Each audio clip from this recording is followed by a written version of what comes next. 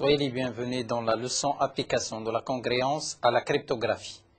Donc ce qu'on va voir, c'est d'essayer de faire une introduction sur la cryptographie et pourquoi on aura besoin de la congruence pour faire des algorithmes de cryptographie. On parlera dans un premier temps sur l'algorithme de Merkle-Hellman. Dans un deuxième temps, on va donner quelques exemples qui illustre l'algorithme de Merkle-Hellman et on va finira par donner un algorithme de cryptographie sur le plus utilisé à nos jours. Donc c'est relativement à ces inventeurs Revest, Shamir et Adleman, c'est eux qui ont donné naissance à ce RS, cet algorithme de cryptographie.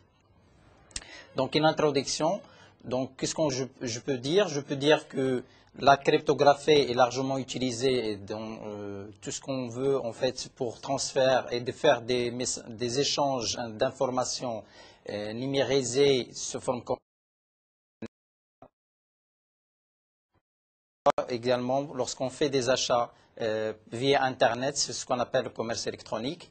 Le commerce électronique nécessite en fait des algorithmes de cryptage qui permettent de crypter le message ou une transaction donnée entre l'acheteur et le vendeur. Comme ça, on peut assurer la transaction et la confidentialité.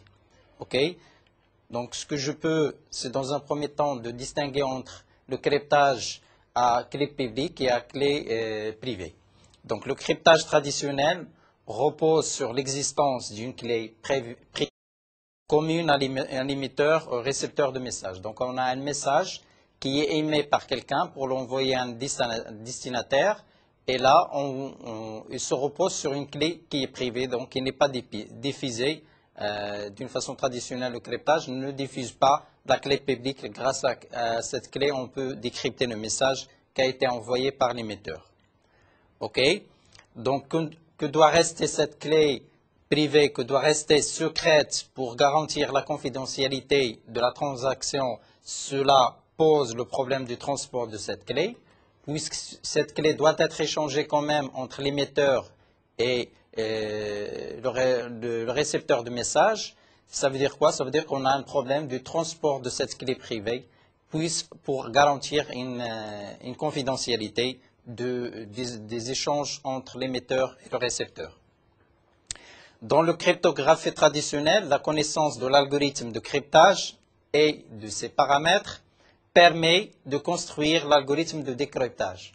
C'est-à-dire, si je connais à l'avance l'algorithme de cryptage et j'ai les paramètres de cet algorithme, je suis capable de construire l'algorithme de décryptage qui permet de prendre le message crypté et de le transformer en message initial pour qu'il soit compréhensible par le récepteur. Et c'est le récepteur lui-même qui doit faire le travail pour décrypter le message qui a été envoyé par l'émetteur. OK? Dans le cryptage à clé publique, la différence c'est que la clé est publique, donc elle peut être diffusée largement, même par des canaux absolument non sûrs. Donc voilà la différence entre le cryptage traditionnel et le cryptage à clé publique, c'est que nous, on diffuse déjà la clé publique, même dans des canaux non sûrs, c'est-à-dire sans se soucier est-ce que ce sera piraté par quelqu'un d'autre ou pas. Mais il faut qu'on soit capable, via cette clé publique et d'autres choses, de décrypter le message qu'on va recevoir. Nous allons maintenant examiner quelques cryptages à clé publique. Donc, le premier qu'on va donner, d'abord, il repose sur une définition qu'on va détailler sur la définition 1. On dit qu'une séquence CPR croissante, donc c'est la séquence CPR croissante. Je donne une définition de la séquence CPR croissante qui se repose sur la donnée d'une suite AN, une suite et la série associée à cette suite SN, c'est A1 plus A2 plus AN. Donc, pour chaque N données, je somme les termes jusqu'au terme AN. Donc, j'ai ce qu'on appelle la série associée à ma suite AN. On dit que la suite AN ou la séquence AN est supercroissante. Si l'on a, pour tout N super strictement 0, il faut que le terme à n plus 1, c'est-à-dire le n plus 1e terme de ma suite, il faut qu'il soit supérieur aux sommes des termes A1 plus A2 jusqu'à plus AN. Et si cette hypothèse est vraie, quel que soit n supérieur strictement à 0, alors à ce moment-là, je dis que ma suite AN est supercroissante. Ça veut dire que pour chaque n donné, il faut que AN plus 1 soit supérieur strictement à Sn, qui n'est rien d'autre que A1 plus A2 jusqu'à AN. Maintenant, je vais présenter l'algorithme de Merkel-Hellman qui repose sur cette suite supercroissante. Donc, je vais définir d'abord l'algorithme 1 qui consiste à faire la génération de la clé pour l'algorithme de Merkel-Hellman. Je rappelle que je parle d'un algorithme à clé publique, mais il faut générer cette clé publique avant de l'envoyer à l'émetteur. L'algorithme se décompose de la façon suivante. Premièrement, qu'est-ce qu'on fait? On va choisir une séquence supercroissante, A1, A2, A3 jusqu'à AN, et un nombre n avec n supérieur strictement à A1 plus A2 plus AN. Donc ça veut dire que je prends une suite finie supercroissante et je dois prendre un nombre n de telle sorte que n est supérieur strictement à la somme partielle de mes termes A1, A2 jusqu'à AN. Donc, c'est d'abord de construire cette une séquence supercroissante et ensuite de choisir un n qui soit supérieur à A1 plus A2 plus AN. Et dans une deuxième étape, qu'est-ce qu'on fait? On va choisir un nombre, cette fois-ci A, qui est plus petit strictement à n, tel que le plus grand diviseur commun de A et n égale à 1. Donc, étape 1, choisir une séquence supercroissante. Étape 2, en fait, dans l'étape 1, il faut choisir un n supérieur strictement à A1 plus A2 plus A3 jusqu'à AN. L'étape 2 consiste à choisir un A plus petit strictement à n, mais qu'il soit relativement premier avec n. On revient à dire quoi? Que le plus grand diviseur commun de A et n, c'est 1. C'est-à-dire le plus grand diviseur de A et n est 1. Donc ça, c'est la deuxième étape. La troisième étape consiste à calculer les BI congrès à AI modulo n. Donc, qu'est-ce qu'on fait? Pour chaque AI, j'ai ma séquence A1, A2 jusqu'à AN. Pour chaque AN, je dois trouver le BI tel que BI est congrès à A fois AI modulo n. On a déjà choisi le n, on a déjà choisi le A plus petit que n. Je dois d'abord, maintenant, générer mes BI comme étant ceux qui réalisent une congruence avec A fois AI modulo n. C'est-à-dire que la différence entre BI moins A fois AI n'est rien d'autre qu'un entier K fois n. Et la clé publique pour cet algorithme n'est rien d'autre que sont les BI, B1, B2, Bn, et la clé publique. Alors que la clé privée est constituée de grand N qu'on doit choisir supérieur strictement à A1 plus A2 jusqu'à plus AN, de A qu'on doit choisir relativement premier avec n et qui est inférieur strictement à n, et de ma séquence supercroissante A1, A2, AN. Je rappelle qu'une séquence supercroissante, c'est seulement pour tout n supérieur strictement à 0, j'ai mon AN plus 1 supérieur à strictement de Sn, où Sn n'est rien d'autre que A1 plus A2 plus A1, A3 jusqu'à plus AN. Ensuite, qu'est-ce que je dois faire? Il suffit maintenant pour l'émetteur, celui qui va envoyer le message, il faut qu'il récupère la clé publique B1, B2 jusqu'au Bn, qui peut être transmise par n'importe quel canal, puis d'appliquer l'algorithme de cryptage suivant. Donc, qu'est-ce qu'on vient de faire? On vient de générer la clé publique qu'on a envoyée à l'émetteur, et l'émetteur, lui, doit récupérer cette clé pour crypter son message. Et l'algorithme de cryptage, c'est celui que je vais présenter maintenant sur cette slide. Algorithme 2, c'est le cryptage par l'algorithme de Merkel-Hellman. Donc, il repose sur une séquence supercroissante de la donnée d'un n qui doit être supérieur à A1 plus A2 plus AN strictement, est de calculer les BI qui sont congrès à grand A fois AI modulo N, où les AI n'est rien d'autre. Rappelez-vous que ce sont les termes de ma séquence hypercroissante. Et grand A, il faut qu'il soit strictement inférieur à N et relativement premier avec N, c'est-à-dire le plus grand diviseur commun de A et N est égal à 1. Donc l'algorithme 2, je vais supposer que j'ai un message binaire composé de la suite du chiffre D1, D2 jusqu'au Dn. Donc j'ai un message binaire, ça veut dire que mes DI ont la valeur soit 0, soit 1, puisqu'il s'agit d'un message qui est binaire. Donc D1, D2, Dn, dire un message binaire, ça veut dire que je l'ai décomposé en base 2. Alors le message crypté, ça serait C est égal à la sommation de I allant de 1 à N de mes DI, BI. Rappelez-vous que DI, c'est le message binaire que j'ai, sans cryptage, que je viens de l'écrire sous forme binaire.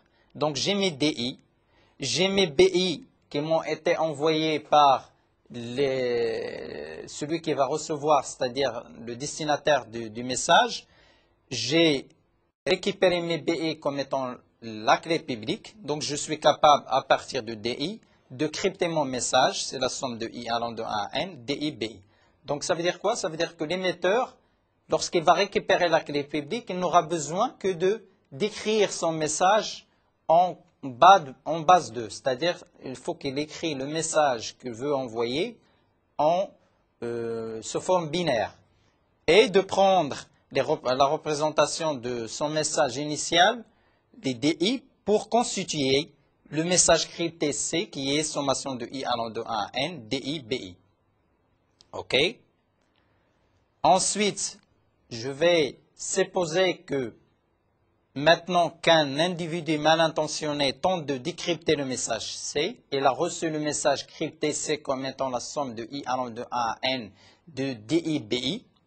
Elle est en possession de la séquence I égale à B1, B2 jusqu'au B1. Donc, elle a la clé publique puisqu'elle a été diffusée largement.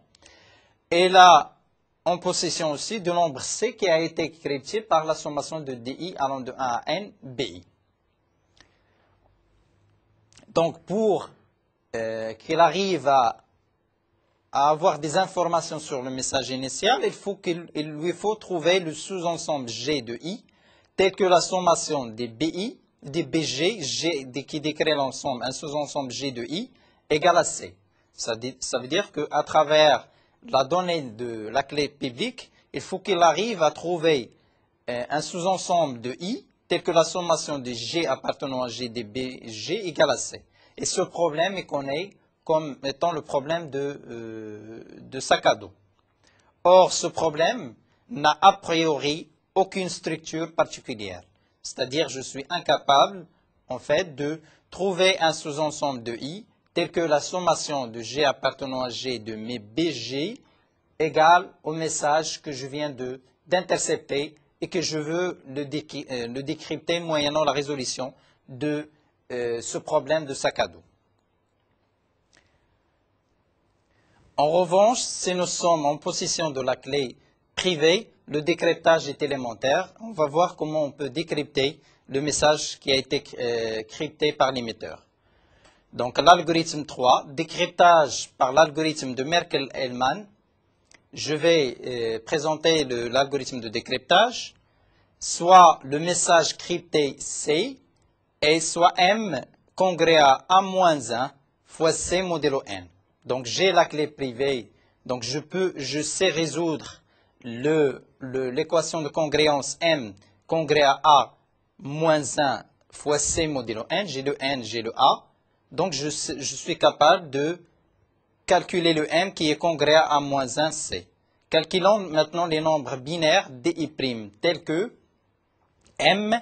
Une fois que j'aurai le M, je peux écrire M sous forme de la sommation de I allant de 1 à N de mes DI' AI. AI, puisque j'ai en possession de la clé privée, c'est-à-dire j'ai A, j'ai N, j'ai mes AI, je sais résoudre l'équation M congrès à A-1 C modulo N, qui revient à trouver que M n'est rien d'autre que A-1 C plus un entier k fois n. Une fois que j'aurai le m, je vais l'écrire sous forme de cette sommation de i allant de 1 à n de mes di' à i. Qu'est-ce qu'il me reste à vérifier? Est-ce que mes di' n'est rien d'autre que mes di, c'est-à-dire du message initial? Alors, di égale à di', les chiffres du message initial, qui sont les di, coïncident exactement avec les di'. On peut aisément vérifier que l'algorithme de décryptage est correct en raison de la propriété que je vais décrire sur ce slide. J'ai m congrès à a-1 multiplié par c modulo n. Ça, c'est lorsque j'ai la clé privée, donc je suis capable, en arrivant à prendre le cryptage C, c'est-à-dire le message crypté, je peux chercher la congruence m qui est congrès à a-1 fois c modulo n. Ensuite, qu'est-ce que je peux faire? Je peux dire que m, comme il est congrès à a-1 fois c modulo n, je peux dire qu'il est aussi congrès à a-1. Je fais remplacer c par sa valeur. Rappelez-vous que c n'est rien d'autre que la sommation de i allant de 1 à n de mes di fois bi. Di, c'est les, en fait, qu'on a trouvé grâce à l'écriture en binaire du message initial, fois bi modulo n, qui, je peux dire que je peux faire sortir la sommation à l'extérieur, donc j'aurai m congrès à la sommation de i allant de 1 à n de mes di que multiplié a-1 bi, donc ça veut dire que je viens de faire introduire a-1 à l'intérieur de la sommation. J'aurai la sommation de i allant de 1 de di a-1 bi. Pourquoi? Parce que a, n'oubliez pas que a et n sont relativement premiers. Donc j'ai le droit de faire cette opération. Ensuite, m est congrès à la sommation de di a-1 bi. Rappelez-vous que a-1 bi sont congrès à ai modulo n. Hein? N'oublions pas que les BI ils étaient construits à partir du fait que les BI n'est rien d'autre que les congruences de A-1 AI modulo n. Donc je peux dire que c'est la sommation des DI AI modulo n. Donc on a bien les DI égale à DI'. Donc nous allons maintenant développer un exemple pour bien montrer le fonctionnement de l'algorithme Merkel-Hellman. Donc cet exemple est le suivant. Exemple. Il s'appuie sur le fait que nous allons prendre n égale à 8 et comme suite A1, A2 jusqu'à A8 égale 3, 7, 15, 31, 63, 151, 317, 673. Donc qu'est-ce qu'on se donne? On se donne pour crypter un message donné par l'algorithme de Merkel-Hellman. Nous avons besoin dans un premier temps d'avoir une séquence hypercroissante. Donc, j'ai pris, en fait, d'une manière générale, le petit n, en fait, dans mon exemple, n égale à 8. Et ma séquence, c'est A1, A2, jusqu'à A8. Donc, ça, c'est la suite, la séquence hypercroissante que j'ai présentée ici comme étant 3, 7, 15, 31, 63, 151, 317, 673. Je dois vérifier ce que ma séquence elle est hypercroissante. Rappelez-vous que pour qu'elle soit hypercroissante, il faut que pour tout n supérieur strictement à 0, il faut que an plus 1 doit être supérieur à Sn. J'ai 3, 7. 3 plus 7, c'est 10. 10 est inférieur strictement à 15. Donc j'aurai A2, elle est supérieure à A3 et supérieure à la somme de A1 plus A2. Donc je viens de vérifier est-ce que A2 est supérieur strictement à la somme entre A1 et A2. Est-ce qu'il est vrai que, est-ce qu'elle est supérieure, 31, est-ce qu'elle est supérieure à la somme de A1 plus A2 plus A3? 3 plus 7, 10, plus 15, c'est 25. C'est inférieur strictement à 31. Je dois vérifier également pour 63. J'ai 3 plus 7 plus 15 plus 31. Je fais la somme de ces 6 chiffres. Et de ces nombres, j'aurai que c'est une valeur qui est inférieure strictement à 63. De même pour 151, je fais la même chose, la même vérification pour 317 et pour 673, elle doit être supérieure strictement à la somme des termes qui sont 3, 7, 15, 31, 63, 151, 317. Ensuite, une fois on a la suite supercroissante, on doit choisir un n. Donc, il faut qu'on choisisse un n. Rappelez-vous qu'il soit supérieur à A1 plus A2 plus A8. OK? Il faut qu'on choisisse d'abord un n supérieur strictement à A1 plus A2 plus A8. Donc, je peux choisir n égale à 1511 comme valeur de n. Et il faut qu'elle soit supérieure à 1. Donc, si je fais la somme de cette quantité-là, je vais trouver n est supérieure strictement à la somme de tous ces termes. Et ensuite, je dois choisir, rappelez-vous que A, je dois choisir un A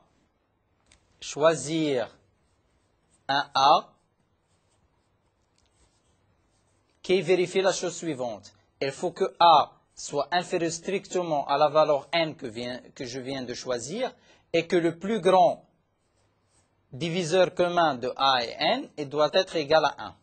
Donc, que je dois respecter. Je prends un A plus petit que n et tel que le plus grand diviseur commun de A et n égal à 1. A égale à 643, il est inférieur strictement à n. Et si je cherche le plus grand diviseur commun de 1511 et 643, par exemple par l'algorithme de division, je peux montrer qu'ils sont relativement promis entre eux. Donc, j'ai ma séquence supercroissante, j'ai la valeur de n, j'ai la valeur de a. Pour générer ma clé publique, qu'est-ce qu'il me reste à faire? Je dois résoudre, pour chaque AI, j'ai 8 équations de congruence à résoudre. Donc, les séquences à résoudre, qu'est-ce qu'on a dit? Il faut que le BI soit congrès à A multiplié par AI, modulo N qu'on vient de choisir. Donc, à chaque fois, pour chaque terme BI, les BI, rappelez-vous que les BI doivent être congrès à A que multiplié AI, A qu'on vient de choisir, modulo N. Qui revient à faire quoi? Que BI moins A fois AI est égal à 1K fois N. Donc, je peux choisir un K, un entier quelconque, et je peux donner naissance à un BI, tel que BI, c'est A grand A fois AI, plus K fois N. Et j'aurai mes BI, et ceci pour I allant de 1 à 8. J'aurai mes BI, et une fois j'aurai mes BI, j'aurai la clé publique que je dois envoyer à l'émetteur. Donc, B1, B2, B8 égale à 418, 1479, 579, 290, 1223, 389, 1357, 593. Donc, j'ai ma clé publique que je vais envoyer par n'importe quel canal à l'émetteur du message. Une fois il aura la clé publique, rappelez-vous que l'algorithme de Merkel-Hellman doit, avant de m'envoyer le message crypté à l'émetteur, il doit résoudre en fait l'équation de congruence qui est M est congrès à A-1, A-1 fois C modulo N. N'oubliez pas ça. C'est-à-dire, j'ai la valeur, en fait, A-1, j'ai la valeur des BI, je dois chercher, en fait, à résoudre mon équation de congruence. Donc qu'est-ce qu'on va obtenir? On va obtenir 643 à la puissance moins 1 est congrès à 47, modulo N, qui est 1511. La seule information diffusée est les listes BI. J'ai mes BI et je dois résoudre cette congruence pour chacune des valeurs des BI. Supposons maintenant que nous ayons à coder le message 1, 0, 0, 1, 1, 0, 1, 0. Ça, c'est l'écriture binaire de mon message initial. J'ai mes BI. Une fois j'ai mes BI, je dois faire la sommation des DI fois BI et je vais envoyer ce message qui vient d'être crypté par la sommation des DI. DI, c'est la représentation en fait binaire de mon message initial et les BI, c'est la clé publique qui m'a été envoyée par le récepteur de message. Donc, il suffit de calculer cette somme des DI fois BI, puis de transmettre Le message crypté C, qui n'est rien d'autre que 418, plus 290, plus 1223, plus 1357, qui est égal à 3288. Une fois j'ai le message crypté, je peux l'envoyer au récepteur de message.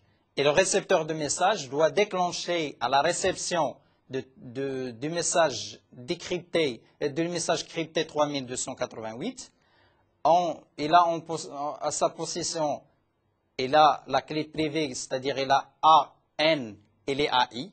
Il peut commencer à faire son algorithme de décryptage qui consiste à faire quoi? Je viens de le dire et de l'écrire ici.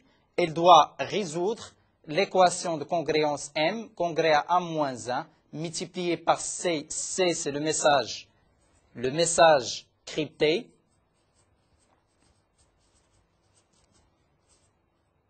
Crypté, donc c'est un message crypté. Rappelez-vous, le message crypté a été crypté par la sommation de I allant de 1 à 8 pour notre exemple, DI fois les BI. BI, c'est la clé publique. Donc j'ai mis DI, j'ai le message crypté, je l'envoie au récepteur. Le récepteur, qu'est-ce qu'elle fait? Elle doit résoudre dans un premier temps l'équation de congruence M congrès à A-1 fois C modulo N. Donc, rappelez-vous que cette équation elle a une solution puisque A est relativement premier avec N. Donc, puisque le plus grand diviseur commun de A et N, c'est pour cela qu'on a exigé que le plus grand diviseur commun de A et N soit égal à 1 pour que cette équation admette toujours une solution. Et quand on fait ça, on aura 47 fois 3288. Donc, ça, c'est l'inverse de 1 moins 1. Je multiplie par le message crypté, modélo 1511. Je vais trouver comme solution 414 comme solution possible du nombre M. Une fois j'ai ça, une fois je viens d'effectuer ça, il nous suffit alors de résoudre le problème du sac à dos avec la séquence supercroissante AI et X qui est 414. Donc il suffit de faire la sommation, rappelez-vous, la sommation des DI' fois AI. Donc j'ai X égale à 414 est égal à 317 plus 63 plus 31 plus 3. Donc je rappelle que une fois j'ai résolu en fait l'équation de congruence, j'ai mon M. Une fois j'ai mon M, j'ai en possession à ma possession ma suite supercroissance AI. Donc je dois trouver en fait les DI', je peux calculer la somme des DI' AI pour trouver en fait le message initial qui a été envoyé par l'émetteur. Donc X égale à 414, qui s'écrit comme étant 317 plus 63 plus 31 plus 3. Je vais l'écrire sous forme DBI. La sommation DBI fois DI'. Et je dégage les DI'. OK? Donc à ce niveau-là, j'ai mon M que je dois écrire comme étant la sommation de I allant de 1 à 8 de mes DI' fois BI. J'ai les BI, je peux dégager les DI'. Et donc j'ai mes DI', donc je peux réécrire le message sous forme binaire. Et donc je peux l'écrire sous forme de, puisqu'il y a 1 fois 317 et le premier message, le premier B1 c'est 317, j'aurai 1, des 0, 1, 1, 0, 1, 0. On voit très bien que je peux, moyennant l'algorithme de décryptage, j'étais capable de reproduire le message initial. Nous retrouvons bien le message initial et donc on a présenté en fait l'algorithme de Merkel-Hellman dont d'abord elle nous donne sur quoi on doit se poser, sur quelle hypothèse on doit faire, c'est-à-dire c'est de chercher une suite supercroissante, de choisir un N super strictement la somme des AI jusqu'à un N, de choisir un A relativement premier avec N mais qui est inférieur strictement à N, et de faire les étapes de l'algorithme 1 et de l'algorithme 2 pour décrypter le message qui a été crypté par l'émetteur. Maintenant, je vais ouvrir une parenthèse. Cet algorithme que je viens de présenter a été abandonné parce que on a trouvé des méthodes pour attaquer cet algorithme et décrypter le message initial. Et je vais présenter un algorithme beaucoup plus robuste parce que jusqu'à maintenant, on est incapable de le décrypter et qui est largement utilisé, par exemple, dans tout ce qui est, j'ai eu l'occasion de faire, en fait, de passer des virements via le web, en fait, en utilisant un site web dédié pour ça. J'étais amené à utiliser, en fait, sans le savoir, un algorithme de cryptage qui repose sur l'algorithme que je vais présenter et qui porte le nom des mathématiciens ou des savants qui ont inventé cet algorithme, des Revest, Shammer et Adelman. Donc ce sont eux qui ont donné naissance à cet algorithme sous le nom RSA. Donc c'est quoi? Je vais donner une description de l'algorithme. L'algorithme RSA est le cryptosystème le plus employé, inventé en 1977. Il est très ancien, donc c'est en 1977 que ces savants ont inventé ce cryptosystème. Il est basé sur l'impossibilité, tout au moins à ce jour, de factoriser rapidement de grands nombres composites. C'est-à-dire, je prends un nombre composite, c'est-à-dire qu'il n'est pas premier, et qui n'a pas premier revient à dire qu'il peut s'écrire sous forme de deux facteurs au plus, de deux facteurs premiers.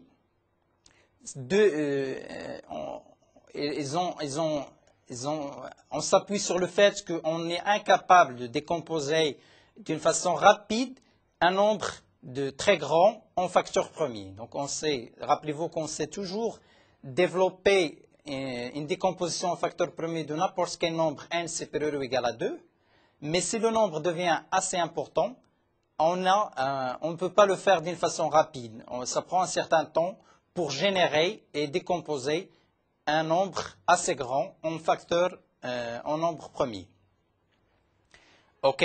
Donc la construction d'une clé, donc ça veut dire que RSA, c'est lui-même, c'est un algorithme à clé publique. Donc il faut générer cette clé publique. Donc la construction d'une clé pour l'algorithme RSA se fait en 3 étapes.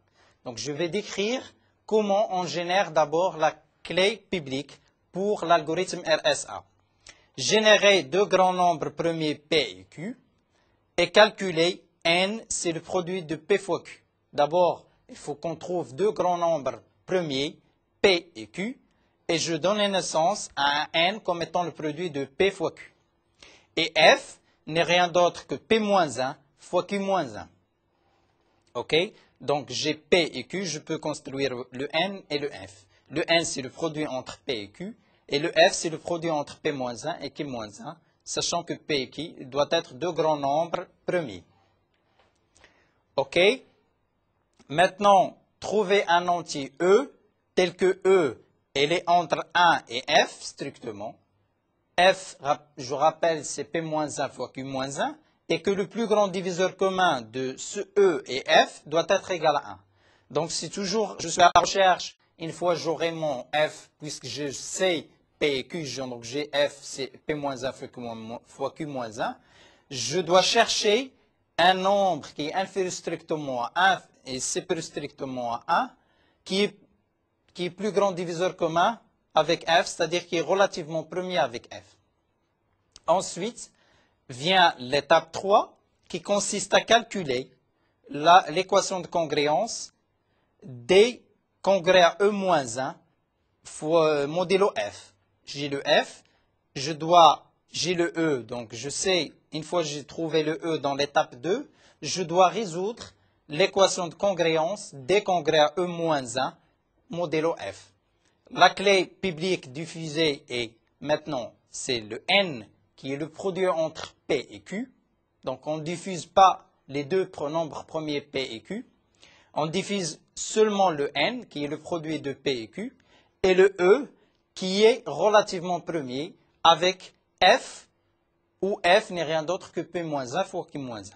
Donc une fois je vais diffuser NE et la clé privée cette fois-ci, je garde secrète la valeur D qui est solution de l'équation congruence D congrès à E-1 modulo F. Donc, je vais envoyer à l'émetteur le couple NE. N, c'est le produit entre P et Q, et E, c'est celui qui réalise, qui est compris entre 1 et F, et qui est relativement premier avec F. OK? Notons que la connaissance de NE ne permet pas de reconstituer le D. Il faudrait pour cela être capable de factoriser N, ce qui est impossible dès que l'on choisit P et Q suffisamment grand. Donc c'est ça, en fait, le point fort de l'algorithme de RSA, c'est que même si je envoie, puisque NE, je vais les envoyer comme clé publique, je suis incapable de redonner, en fait, de reconstituer la valeur de D. Pourquoi? Parce que je serais incapable, si j'ai envie de reconstituer les D, je dois passer par factoriser le N. N, comme j'ai choisi au départ P et Q qui sont des nombres grands, le produit devient de plus en plus un nombre plus grand et je serai incapable de factoriser le N sous forme de nombre premier. Donc je suis incapable de redonner naissance à la valeur D qui a été utilisée pour décrypter le message qui a été envoyé initialement. Donc le message M à crypter doit appartenir à l'intervalle 0n-1.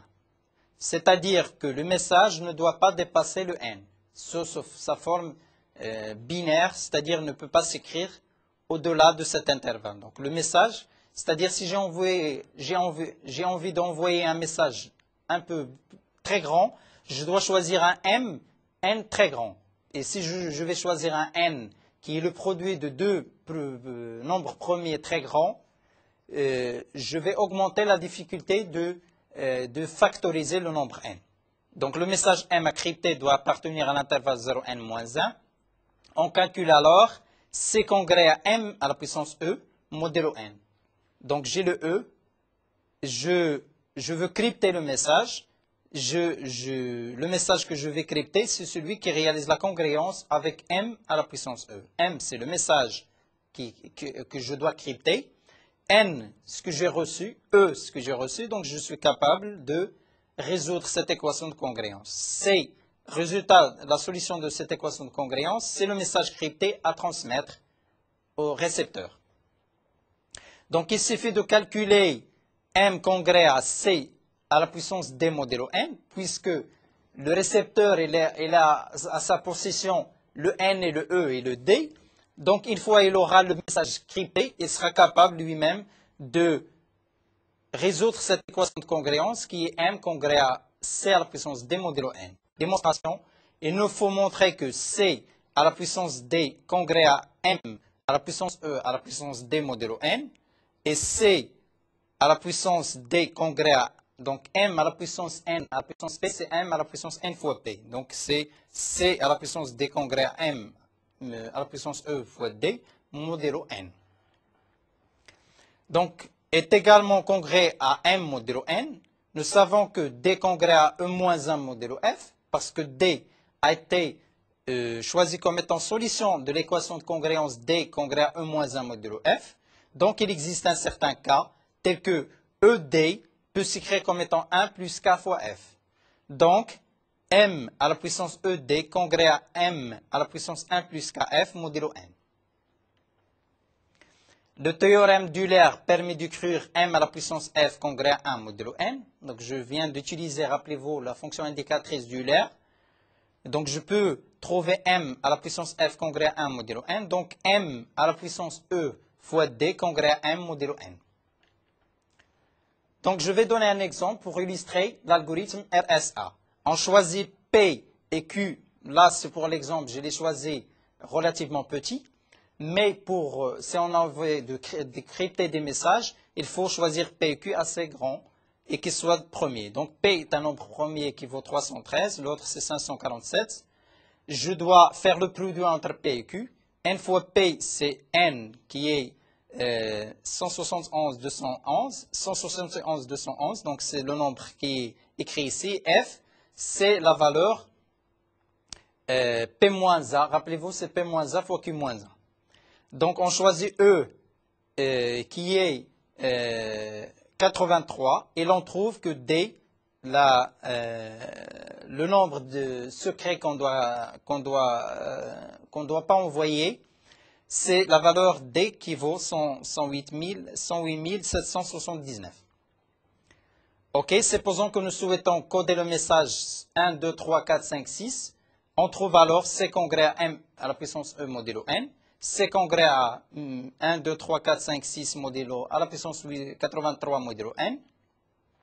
Et je vais terminer pour inviter tout le monde à se connecter sur le site web de Net2Nous en cliquant sur MedNet2 pour télécharger des compléments de cours ou des exercices. Et merci.